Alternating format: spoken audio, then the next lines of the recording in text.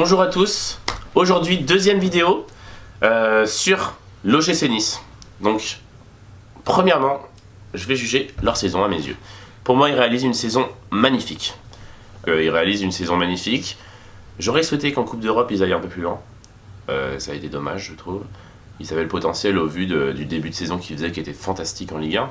Je me suis dit, mais contre les clubs, enfin ils sont tombés contre des clubs, pour moi ils pouvaient largement au moins aller je sais pas comment, je crois que c'est en 6ème de finale en Ligue Europa, aller en 16ème de finale, enfin il y avait les moyens de le faire, mais dommage. En tout cas, sur le plan de la Ligue 1, ils ont réalisé un parcours magnifique. D'un point de vue des transferts et du mercato qui approche, qu'est-ce qu'ils pourraient et qu'ils devraient faire?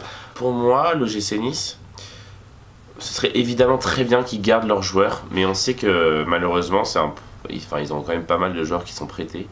Enfin, pas mal, je sais pas, mais ils ont surtout des joueurs importants. Je pense à Pereira, leur latéral, qui est vraiment qui est très très fort. Ça fait 2 ans qu'il est là. Je souhaiterais qu'il reste. S'ils pouvaient l'acheter, ce serait vraiment un gros coup pour l'OGC Nice, mais ça va être dur parce qu'on sait que Porto en demande une somme assez astronomique au vu de ces 2 magnifiques saisons qu'il a passées à Nice.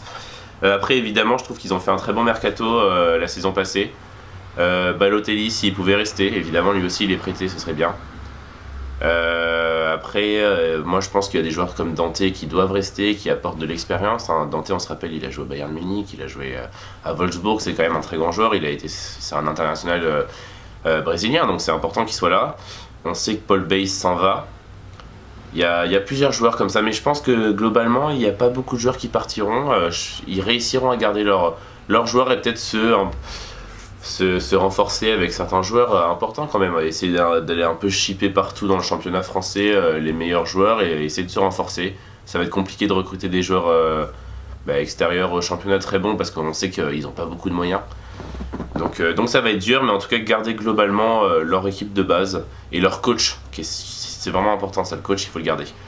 Sinon, ce que je leur donne comme objectif pour la saison prochaine, c'est bien qu'ils restent dans ce top 3 de la Ligue 1, surtout s'ils gardent leur équipe.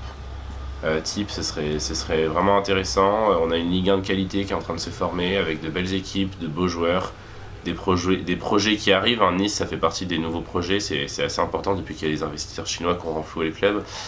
Donc pour moi, ce serait assez important qu'ils terminent dans les 3e. J'aimerais aussi qu'ils fassent un beau parcours en Europe.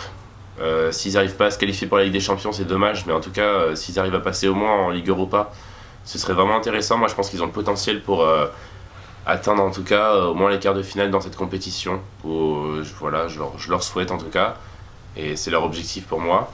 Et ensuite, j'aimerais qu'en Coupe de France ou en Coupe de la Ligue, leur objectif que je leur donne, c'est au moins d'essayer d'aller en finale. Alors ensuite, mes pronos pour la saison prochaine, c'est compliqué, hein. Moi c'est difficile, j'attends de voir le mercato. Je sais pas s'ils seront sur le podium de Ligue 1 la saison prochaine. Je leur souhaite évidemment. Ensuite, pour les coupes, ça va être... Pour moi, ils n'atteindront pas les finales, que ce soit de Coupe de France ou Coupe de la Ligue, à moins que Paris ou Monaco se fassent éliminer, hein. Surtout qu'il y a de grosses équipes maintenant en France, donc ça va être compliqué. On sait qu'ils font beaucoup tourner lors de ces rencontres, les clubs, du fait du calendrier. Et puis, j'ai peur pour eux en Coupe d'Europe.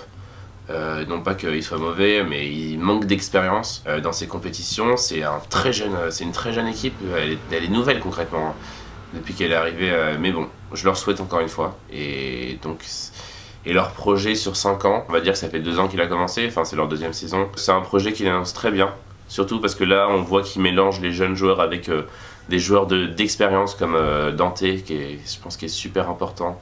Ils ont su faire un bon recrutement l'été dernier, je leur souhaite de faire la même chose là. Et donc, s'ils continuent dans ce sens-là, en faisant un bon recrutement, en gardant cet état d'esprit, cette équipe, cet entraîneur, je pense qu'ils peuvent avoir un projet magnifique qui arrivera dans 5 ans. En plus, ils ont un nouveau stade, donc c'est super.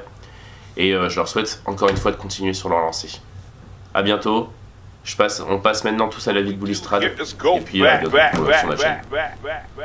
C'est la fin de la vidéo. On n'oublie pas évidemment de s'abonner. C'est ici sur ma page. N'oubliez pas, c'est super important.